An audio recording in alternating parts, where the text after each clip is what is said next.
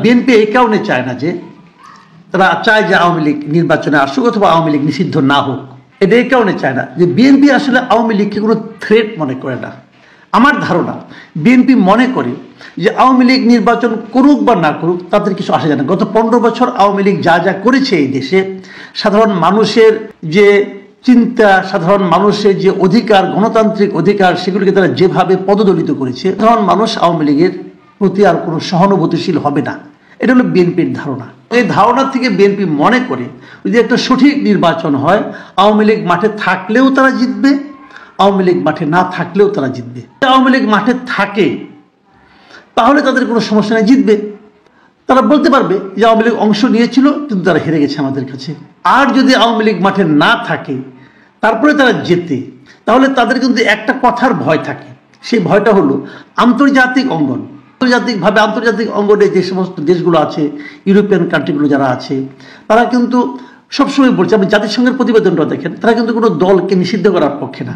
কাজে এই প্রশ্নটা উঠতে পারে 2014 সালে যেরকম বিরোধী দলবিহীন নির্বাচন হয়েছিল, অথবা 2024 সালে যেরকম প্রধান বিরোধী দল বাদ দিয়ে নির্বাচন হয়েছিল, সেরকম একটা কিন্তু কলঙ্ক এই নির্বাচনেও তাদের গায়ে লাগতে পারে। এই কলঙ্কটা তারা লাগাতে চায় না, একটা ব্যাখ্যা। দ্বিতীয় আরেকটা ব্যাখ্যা, ধরা যাক ছাত্ররা চাচ্ছে আওয়ামী লীগ নিষিদ্ধ হোক, জামাতও মাঝে মাঝে দেখি অল্প অল্প করে চায় না, এরকম একটা অবস্থা আছে। যদি নিষিদ্ধ হয়ে যায় আওয়ামী লীগ, অথবা যদি আওয়ামী লীগ ভোটে দাঁড়াতে না পারে, নৌকা মার্কা নিয়ে যদি না পারে, তাহলে আওয়ামী লীগের ভোট তো আছে। আওয়ামী লীগের ভোট কিন্তু একেবারে কম না। আমি আপনাদের একটা হিসাব দিই, সিম্পলি একটা হিসাব দিই। আওয়ামী লীগ, আমি যদি আগের নির্বাচনের কথা বাদ দেন, আমি 2001 নির্বাচনের কথা বলবো, আমি তারও একটা আগে বলি।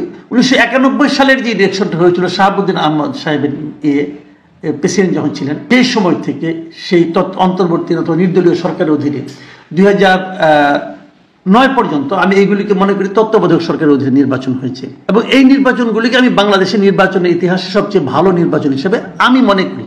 মানে 91, 96, 2001 এবং 2009 এই নির্বাচনগুলিকে আমি মনে করি ভালো নির্বাচন। এর মধ্যে দুই একটা একটু কম ভালো, কিন্তু মোটামুটি গ্রহণযোগ্য নির্বাচন। এর মধ্যে আওয়ামী লীগ সবচেয়ে খারাপ করেছে কোন নির্বাচনে? সেটা হলো 2001 সালের নির্বাচনে। 2001 সালের নির্বাচনে তারা 300 আসনের মধ্যে মাত্র 62 মানে 62টা আসন পেয়েছিল। সেই নির্বাচনে বিএনপি পেয়েছিল 193টা আসন, আর তার সহযোগী হিসেবে জামায়াতে ইসলাম পেয়েছিল 17টি আসন। এই 210টা আসন এই জোট পেয়েছিল, খেয়াল রাখবেন। তাহলে এখন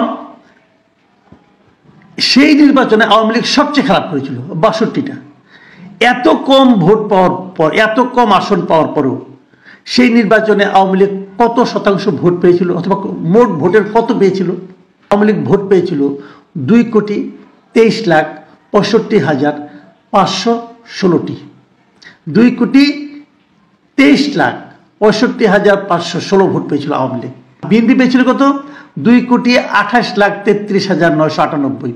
মানে মাত্র 5 লাখ ভোট বেশি পাওয়ার কারণে বিএনপি 193টা আসন পেয়েছিল, আর ওরা পেয়েছিল 62টা। এই নির্বাচনের ঝামেলাটা কিন্তু এখানেই। বিএনপি এবং জামাতে ইসলাম একত্রে নির্বাচন করেছিল, কাজে বিএনপি যেখানে জিতেছিল সেখানে কিন্তু কিছু জামাতের ভোটও আছে, আবার জামাত যেখানে জিতেছে সেখানে কিছু বিএনপির ভোটও আছে। জামাতের ওই নির্বাচনে ভোট পেয়েছিল 23,85,361 ভোট। এটা মোট ভোটের হিসাবে মাত্র 4.28। তবে বিএনপির যে আসনগুলি আছে সেখানেও জামাতের কিছু কিছু ভোট আছে। সেটা যোগটোগ করলে আমার ধারণা জামাতের ভোট ওই বছর সব মিলিয়ে যদি আমি ধরি তাহলে 7% বেশি হবে না। বিএনপির ভোট কত শতাংশ ছিল?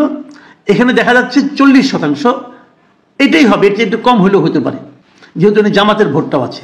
আর আওয়ামী লীগের ভোট যেটা ছিল, আওয়ামী লীগ সেবার ভোট পেয়েছিল 40.13%।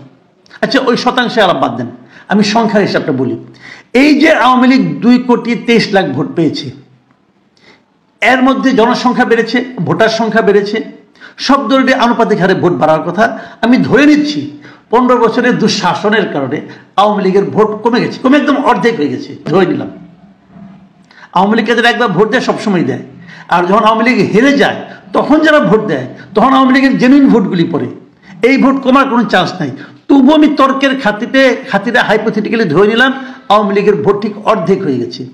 অর্ধেক হলে আওয়ামী লীগের ভোট কত হয়েছে? 1 কোটির মতো ভোট এখন আছে। শতাংশের হিসাবে 40 থেকে কমে হয় 20% ভোট আওয়ামী লীগের এখন আছে। এই 20% ভোট কোথায় যাবে যদি আওয়ামী লীগ নির্বাচন না করে? যারা আওয়ামী লীগকে নিষিদ্ধ করতে চায় তাদের এখানে যাবে? যাবে না। যে আওয়ামী লীগকে নিষিদ্ধ করতে চায় না তার এখানে যাবে, সেটাকে বিএনপি। সহজ হিসাব কিন্তু। আওয়ামী লীগের বড় শত্রু বিএনপি ছিল গত 15 বছর, কিন্তু এখন আওয়ামী লীগকে যারা নিষিদ্ধ করতে চায় তারা হচ্ছে আওয়ামী লীগের বড় শত্রু। তাহলে আওয়ামী লীগের ওই ভোটগুলি যদি আওয়ামী লীগ নির্বাচন করতে না পারে ওই ভোটগুলো বিএনপির এখানে যাবে। বিএনপি এই হিসাবটা খুব ভালোই বোঝে, এবং বোঝে বলে বিএনপি চুপ করে আছে। বিএনপি আওয়ামী লীগের নিষিদ্ধ চাচ্ছে না। বিএনপি আওয়ামী লীগের ভোটারদের বোঝাতে চাচ্ছে যে দেখো, আমরা কিন্তু তোমাদের নিষিদ্ধ হওয়া চাই না, আমরা চাই তোমার রাজনীতি করো। এবং এই যে ফিলিংসটা, এ কারণে আওয়ামী লীগের যখন দুঃসময়, সবাই যখন তাকে নিষিদ্ধ করতে চায়, তখন তারা যখন ভোট দেওয়ার সুযোগ পাবে, কাকে ভোট দেবে? ওই ভোটটা বিএনপির এখানে যাবে।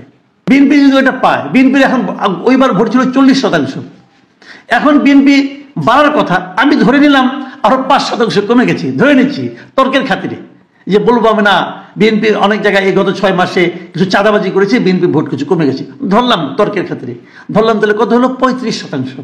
35-এর সঙ্গে 20 যোগ করেন, সেটা হয় 55%। দেশের সব লোক যদি ভোট দেয় এবং সবাই যদি অন্য দলেও ভোট দেয়, তারপরে অন্য সবাই মিলে পায় 45%। বিএনপি আওয়ামী লীগের নিষিদ্ধ কেন চাইবে? হিসাব কিন্তু ভাই ক্লিয়ার।